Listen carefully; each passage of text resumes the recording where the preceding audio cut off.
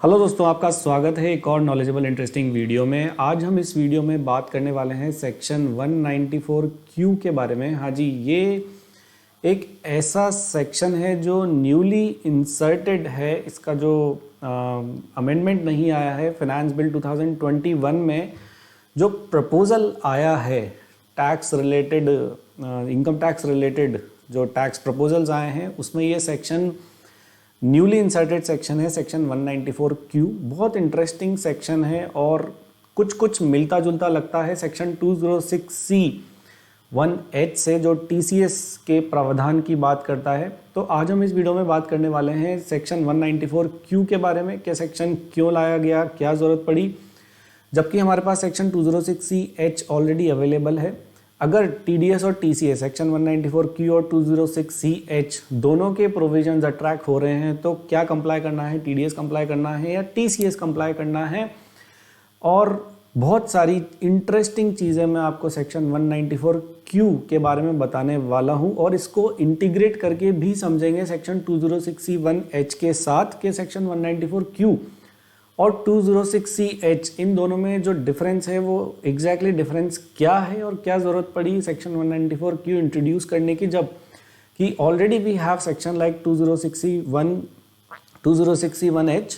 तो आइए देखते हैं सेक्शन 194 क्यू क्या कहता है। Subsection 1, any person being a buyer. Yes, तो ये सबसेक्शन 1 से क्लियर है कि ये जो सेक्शन लगेगा ये अट्रैक्ट होगा बायर के ऊपर। Who is responsible for paying any sum to any resident? Yes, जो रेसिपिएंट होगा अमाउंट का, that person has to be the resident person. Here in this section referred to as the seller. हाँ जी, बिल्कुल, जो वो होगा, जो रेजिडेंट होगा, उसको यहाँ पे जो बोला गया है वो सेलर बोला गया है। For purchase of any goods. Yes, here specifically mentioned it is goods. इस पे कोई क्लैरिफिकेशन आ सकता है that whether goods is interpreted as goods only और इट ऑल्सो इंक्लूड सर्विसेज। आगे देखते हैं जब लॉ जाके आगे सेटल होगा, when this finance bill will become act, तो एक्सप्लेनेशन आ सकती है, कोई क्लैरिफिकेशन आ सकती है। For purchase of any goods of the value और aggregate of the such value exceeding 50 lakh rupees. Yes, तो गुड्स जो खरीदेगा बायर सेलर से, उसकी वैल्यू कितनी होनी चाहिए? It should exceed 50 lakh rupees. Yes, 50 lakh rupees should be the value exceeding 50 lakh rupees in any previous year shall at the time of credit of such sum to the account of the seller or at the time of payment thereof by any mode whichever is earlier। हाँ जी, जिस तरह के maximum TDS के प्रावधान में जो तरीका है TDS डिडक्ट करने का, वो पेमेंट और credit which ever is earlier है। तो section 194 Q is not an exception to that. यहाँ पे भी जो आपको TDS के प्रोविजन कंप्लाई करने हैं वो पेमेंट और credit which ever is earlier के अकॉर्डिंग ही करने हैं। तो यहाँ पे जो बायर है वो कितना TDS कंप्लाई करेगा, that has to be equal to 0.1% of such sum exceeding 50 lakh rupees as income tax. For example 70 lakh rupees की ट्रांजैक्शन हुई है, तो 20 लाख रुपीज़ पे 0.1% का जो TDS है वो कंप्लाई कर देना है बायर को। वो डिडक्ट करके सेलर को पे करेगा और TDS डिपॉजिट करा के TDS का रिटर्न फाइल कर देगा।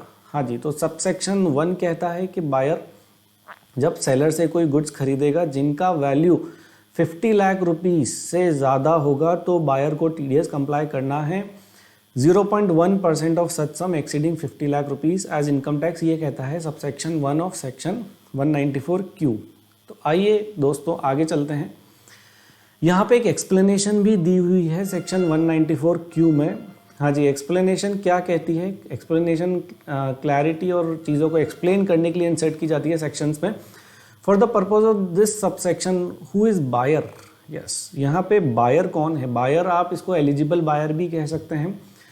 अगर एज अ बायर आप इस बायर की डेफिनेशन में फॉल होते हैं तो ही आपको सेक्शन 194 क्यू कंप्लाई करना है, अदरवाइज आपको सेक्शन 194 क्यू कंप्लाई करने की आवश्यकता नहीं है।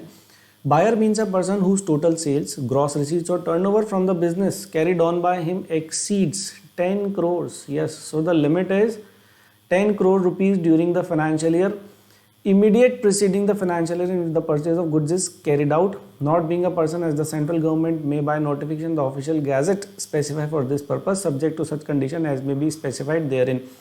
हाँ जी, तो एक्सप्लेनेशन में जो है वो साफ साफ समझा दिया है कि साहब बायर कौन है। बायर वो पर्सन है जिसकी प्रिसीडिंग फाइनेंशियल ईयर में सेल्स या फिर ग्रॉस रिसीट्स या फिर टर्नओवर, आप कुछ भी कह सकते हैं, 10 करोड़ से ज़्यादा हो, वही बायर इस बायर की डेफिनेशन में फॉल करता है। तो as a buyer you need to check your turnover कि आप सेक्शन 194Q के दायरे में आते हैं या नहीं आते हैं। अगर पिछले फाइनेंशियल ईयर में आपका टर्नओवर 10 करोड़ से ज़्यादा है तो ही आप एलिजिबल बायर होंगे सेक्शन 194Q के लिए। एक्सप्लेनेशन ये कहती है।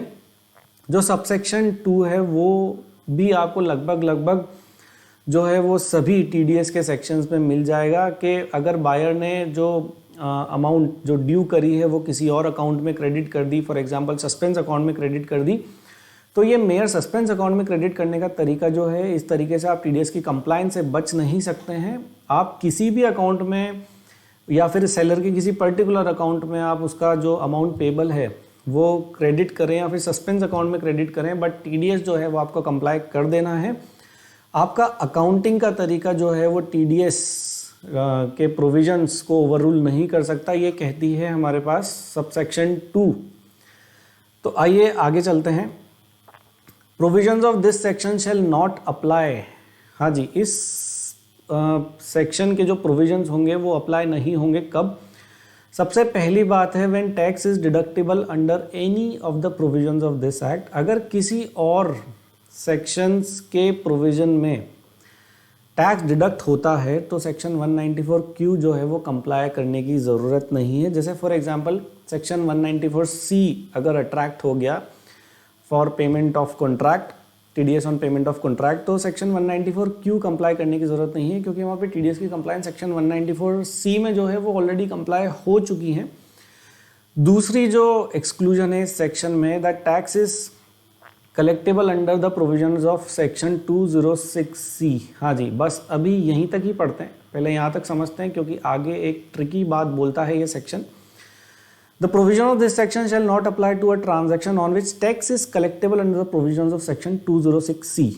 Yes, अगर 206C के प्रावधान के अंतर्गत टैक्स कलेक्ट हो चुका है तो भी आपको सेक्शन 194Q में TDS की कंप्लायंस करना आवश्यक नहीं है। बट आगे पढ़ते हैं। Other than a transaction to which subsection 1H of section 206C apply. मतलब अगर सेक्शन 206C 1H वाली ट्रांजैक्शन है तो आपको 194Q जो है वो कंप्लाई करना है, क्योंकि यहाँ पर भी जो है वो एक्सक्लूजन मेंशन्ड है नॉट, और यहाँ पर भी आप देखेंगे तो अदर देन लिखा हुआ है। तो सेक्शन 206C 1H की जो ट्रांजैक्शन है वो अभी तो जहाँ तक हमने इस सेक्शन को स्टडी किया तो ये पता लगा कि 206C 1H की ट्रांजैक्शन है तो वहाँ पर 194Q की कंप्लायंस, TDS डिडक्ट की कंप्लायंस आपको कर देनी है। अगर उस पर्टिकुलर ट्रांजैक्शन पे 206C 1H अट्रैक्ट हो रहा है तो भी 194Q जो है वो आपको कंप्लाई कर देना है। सेक्शन 194Q जो है वो ये कहता है। तो आइए आगे चलते हैं दोस्तों। Now the first question arises here is why it is required when we have section 206C 1H। क्या ज़रूरत पड़ी सेक्शन 194Q को लाने की जब हमारे पास सेक्शन 206C 1H जैसा सेक्शन ऑलरेडी लॉ में है?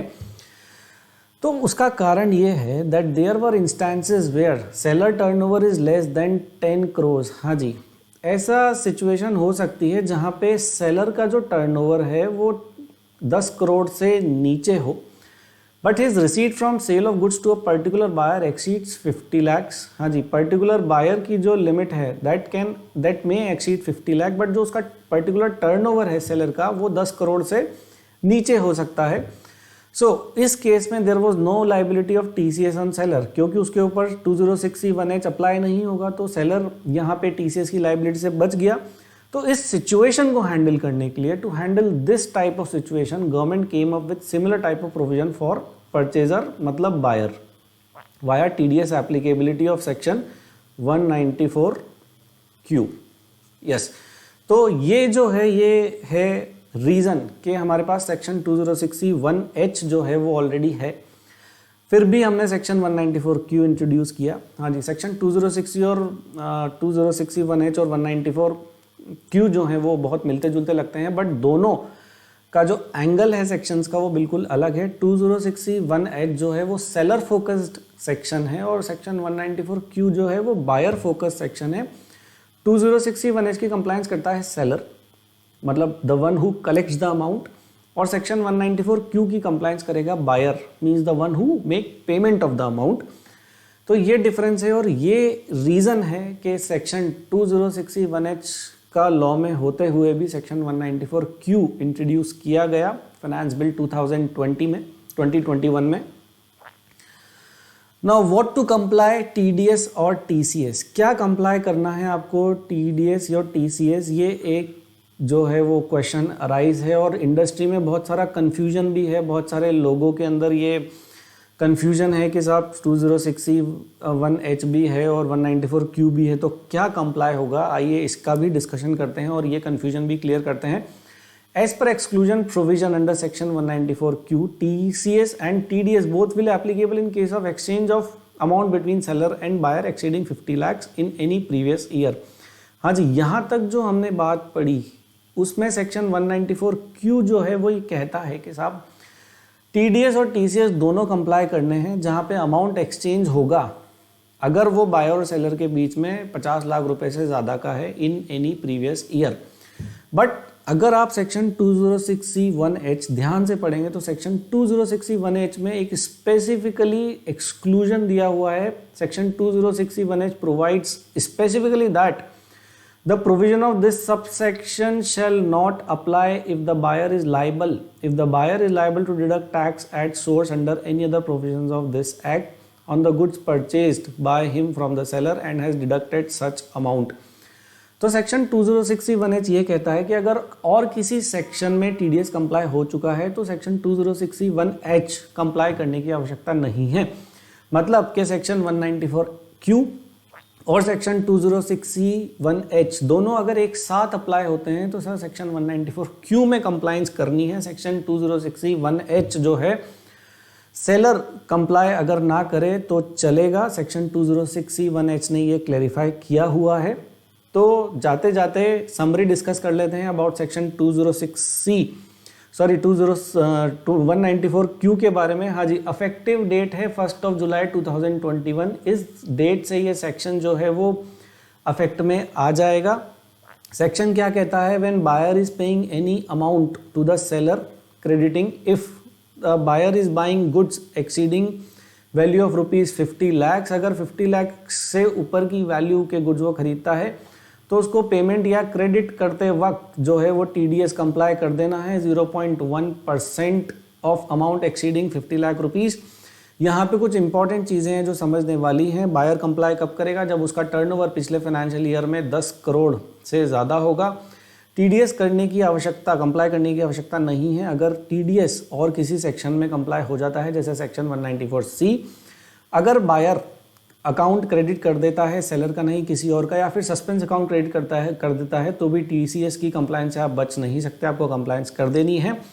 Last and most important confusion जो हमने क्लियर किया कि अगर TDS और TCS दोनों अप्लाई होते हैं, मतलब सेक्शन 194(q) और 2060(1)(h दोनों अप्लाई होंगे, तो साफ सेक्शन 2060(1)(h में साफ साफ मेंशन है कि आपको TCS कंप्लाई करने की ज़रूरत नहीं है अगर एक्ट के किसी और सेक्शन में TDS कंप्लाई हो जाता है। तो thank you for watching this video, thanks a lot. हम लाते रहेंगे आपके लिए ऐसे ही बहुत सारे इंटरेस्टिंग नॉलेजेबल वीडियोस। ये एक वीडियो था बजट रिलेटेड अपडेट के बारे में। अगर आपको वीडियो पसंद आया तो प्लीज़ वीडियो को लाइक ज़रूर कर दें, चैनल को सब्सक्राइब भी कर लें। Thank you, thanks a lot, bye.